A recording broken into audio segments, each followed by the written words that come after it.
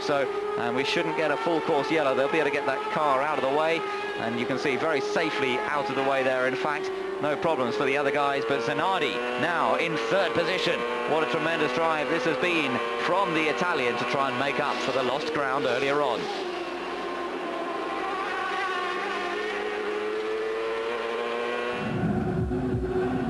Where the situation is still that Gilles de Ferran is leading this race by around 9 seconds now, his advantage over Bryan Herta, and Bryan has around 4 seconds advantage over Alex Zanardi, who's moved up to third. Yeah, and he's in closing actually rapid. The last couple of laps he's taken a second off Bryan Herta, so Zanardi now within 4 seconds and 20 laps to go still, so plenty of time for Alex Zanardi as we're on board with Michael Andretti putting a lap on the Tecate Quaker State Lola there of Adrian Fernandez. Michael Andretti running in 5th position at the moment, and so he's also, like Alex Zanardi, managed to recover a lot of lost ground from when they were put down to the back of the queue earlier on in the race. But Zanardi's drive has been absolutely superb, fighting his way up to 3rd position. And as you say, there we can see some pictures. Actually, what we're seeing here are some pictures of people trying to repair wires, because we've lost our timing and scoring in the commentary box at the moment. So if things haven't been quite as they should be, that's the reason why, although we now have got ourselves pretty much sorted out with what's going on in the race, and they're going to get that timing and scoring system sorted out as quickly as possible and keep us fully up to date. But Jeremy's doing a fine job on the lap chart, so we know exactly what's going on, and I can tell you that Gilles de Ferran is still controlling this race, but the battles are going on further back as Bobby Rahal, they're involved in his own battle with Jimmy Vasser. So let's take a look at the leaderboard. The top 6 places: de Ferran leads, Herta second, Zanardi closing in 3rd, Alonso in 4th, and that's the best run for Al for a long time. Michael Andretti now up to 5th, and Scott Pruitt in 6th position. So Alonso Jr. definitely want to keep an eye out on the number 2 car, the Penske, and remember Penske still chasing their 100th kart victory.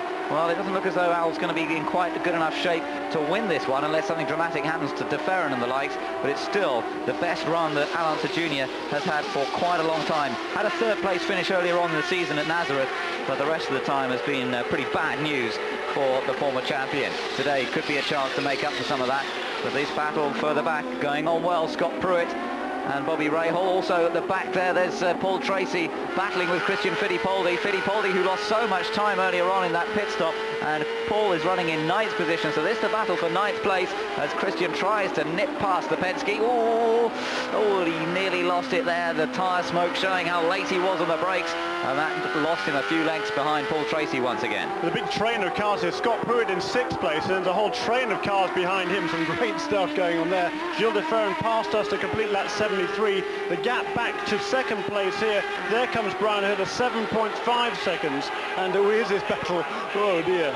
Yeah, that was just a replay of what happened when Christian got alongside initially at turn 1, and Paul was a little bit too late on the brakes there. That's what gave Fittipaldi the opportunity to have a look. In the end, it didn't quite come off, and we're back on board with Fittipaldi. As into the pits comes Michael. Michael is back into the pits now. Is this a splash and dash, or is it a problem? No, it's a problem. There's no work going on the car, and he said something sounding like oil or something like that, so maybe it's an oil pressure problem that he's got in the cockpit there that he can see on the gauges, and the team going to work. But what a disappointment for Michael Andretti, who was running so well, chasing his way back up the order, running in 5th place, but out of it by the looks of things now, and the end of the race for Michael Andretti. So the top guys in the championship not going well at the moment. Greg Moore is out of the race. He was 2nd in the championship before we came into this. Paul Tracy is still running. He's the leader of the championship, but he's not as well up as he would like to be. Gilles de Ferran is our race leader, but look at the battle for 2nd beginning to hot up as Arndt Meyer gets in the way of Bryan Herta in the Shell car. Right behind is the target car of Alex Zanardi now, and this is the battle hotting up for 2nd position. Once again there, Arndt Meyer, he's got to make a better use of his mirrors. He held up Bryan Herta. Poor Bryan Herta seems to be held up by just about everybody this afternoon. With a bit of luck, he'll do the same to Alex Zanardi. At least that's the way Bryan Herta will be looking at it. But there goes Alex Zanardi. Great move down the inside there. Arndt Meyer able to let him through, and you can see the gap there. It's less than a second now, and there is the battle for 2nd place. We're on lap 75, and meanwhile Gilles de Ferran is about 8 seconds up the road ahead of these two, but this is the battle to watch right now. 2nd position Bryan Herta, 3rd position Alex Zanardi. Yeah, just look at the pace Zanardi's caused Herta, and now the Italian so fired up after the problems in this race earlier on. When he came into the pits, he shouldn't have done that, and now having to make up for it. But what a wonderful recovery drive this has been. This is Paul Tracy battling with Jimmy Vasser just a moment ago. Oh, look at that, the contact made between them, hit the side pod of Jimmy Vasser's car. That's ripped off one of the little winglets around the side pod area, and there is Jimmy Vasser now with Christian Fittipaldi just sneaking past, and Vasser in trouble on the grass all over the place. Vasser with the car not handling quite as it should do now, with bits of it having been taken off by Paul Tracy. Vasser is now dropping seriously down the order. 12th place now, Jimmy Vasser. Yeah, and in fact just slipping past him there is Dario Franchitti. So Dario's down at that position at the moment in around 11th place. But Dario not having a good afternoon. He was one of the other guys to come into the pits earlier on, but he's just got himself back into the points just about, so maybe he can add to his tally, which he hasn't been able to do for quite a few races now. Top 5, top 6 there, you can see in the top left-hand corner of your screen, but it's the battle between Herta and Zanardi for second place that we're really focusing on. De Ferran still with quite a good advantage up front. The gap between De Ferran and Zanardi, or between Herta and De Ferran is some 7-8 seconds, so this is the battle for second place that really is the one to focus on. Yeah, and they pulled well away from Al Unser Jr., who's now lonely 4th place, but a great run nevertheless for him, and then a good back gap also to Bobby Rahal, who has moved up very well indeed to 5th place ahead of Scott Pruitt, and there's a battle there between Paul Tracy and Christian Fittipaldi, and all right behind them are Patrick Carpentier and Parker Johnson. But this battle for second place is the one we need to be keeping our eyes on. They're actually closing a little bit on the race leader and putting a pretty torrid pace, these two, but that I think is the race leader at the far end of the straightaway, turning into the 9-10 chicane with Gualter Salles, a lap car between them. Now then, Zanardi really lining himself up for the move. Is he going to be fast out of this right-left? This is where there's a good opportunity to slip down the inside into the next hairpin, but it doesn't look as though he's close enough. Not quite far enough into the slipstream. He looks down the inside more to disturb Herta than anything else, and it almost worked because Herta was a little wide of his apex. There was never any way Zanardi was going to be able to really pass there, but he's just beginning to worry Herta. That's what he wants to do, just put some pressure on him, make him think about it a little bit, and perhaps if he makes a little mistake braking late, then Zanardi will look for the way past him there. Herta was a bit wide out of the previous corner. Zanardi's got the inside line and he sneaks up into second place. It's great driving from Zanardi once again, put the pressure on Herta. Herta couldn't withstand the pressure, and he now is into second and goes chasing after De Ferran, the man that he was leading in the early stages of this race.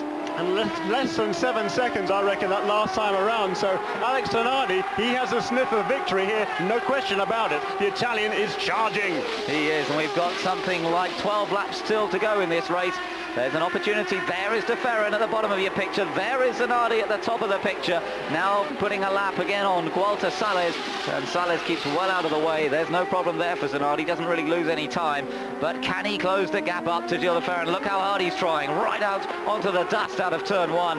And again, we're looking at another exciting finish to one of the PPG kart races this year. What a tremendous sequence of races we've had.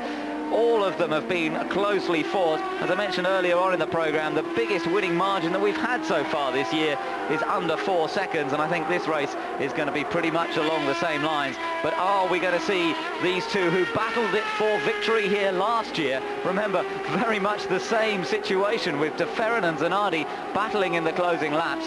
It's being repeated in 1997, and De Ferran can just get the information from the pit board, from the radio, as to how quickly Zanardi's going and how much he's closing that gap lap by lap. He goes past us. De Ferran goes past our commentary position now, and we wait for Zanardi to come past. Let's see what the gap is this time as they go through. 6.56 seconds between the two of them, so 2 or 3 tenths per lap it seems that Alex Zanardi is going to be able to take off Gilles De Ferran.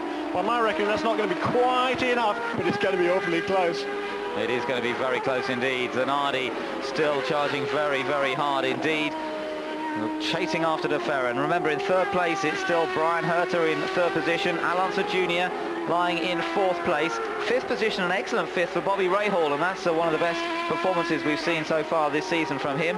In 6th place is the number 20 car of Scott Pruitt. Behind him is the number 3 car, Paul Tracy. So Tracy will still have an opportunity to pick up some points here today, but of course he's seeing 2 of his main rivals, De Ferran and Zanardi, up front and running very well and picking up a much bigger collection of points. De Ferran comes out of the final corner again to complete another lap. Zanardi comes out of the final corner, and you can see that that gap has closed a little bit, but is it going to be enough? 5.63 over a second, and on that lap the leader Gilles de Ferran, by my reckoning, lapped in 59.8 seconds, so under the minute, and Alex Zanardi quicker even than that. He is flying, isn't he? Look at him. Fantastic performance from the Italian here. He is desperate to get another victory. Only 1 win so far this season. That came at Long Beach, but Gilles de Ferran hasn't had a win so far this season. He's come so close on many occasions, particularly last time out in Portland, and it would be a sweet victory if he can achieve it. Let's just take a little look at the pass that Zanardi put on Brian Herta a few laps ago. Really, it was quite easy in the end. Herta was a bit sideways on the exit of the preceding track, and the preceding corner rather, and Zanardi was able to slip through. We're looking here at a replay of last year's dramatic pass. Remember this one, Jeremy? This was the pass of Zanardi getting past Herta for the win, although on that occasion at Laguna Seca. It was a pass that many people talked about for a long time. It did indeed, and that was really a do-or-die attempt, no question about that. If Herta hadn't been paying attention, if he hadn't been watching his mirrors, if he'd have closed the door, they would have crashed, end of story. And Brian Herta knew that he wanted to finish the race at the very least. Maybe he could get past him again on the end of the lap, but this lap here, perfectly executed pass by Alex Zanardi, this time for second place, now sets his sights on Gilles de Ferran, the leader. 8 laps to go.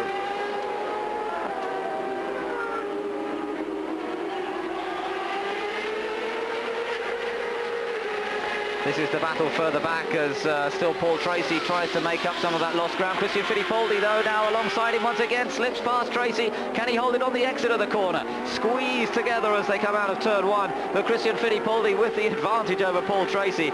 And it's a real battle that's going on down here, further down the pack. Tracy desperate to find points. But let's hear from Michael Andretti in the pits. Run at the championship. Now you're out of this race. Is this going to be as critical this year in terms of the championship? Hope not. If it is, we're in trouble. You know, I'm disappointed for sure. You know, to go this far, we had seemed like everything was going against us in the race, but we were still fighting back, and we were in 5th, fighting for 4th, and could have come out of here with the points lead. Now, who knows where we're going to be? Tell us about that penalty situation when the pits were closed. You came in, didn't actually stop, went through, but still got penalized. That's what I'd like to know what the deal was, because I never seen anything in there that says you can't just go through and not take on anything. You know, and when I came out, I actually lost, so it's not that I gained anything. So they're sort of making up the rules as they go along there. It's a little disappointing. Frustration, dejection. I think that sums it up. Still the battle going on further back, though, is Christian Fittipaldi trying to find a way past Scott Pruitt, and that's a good battle for 6th place. And indeed, he's got alongside him now. Fittipaldi's gone up into 6th position. Great.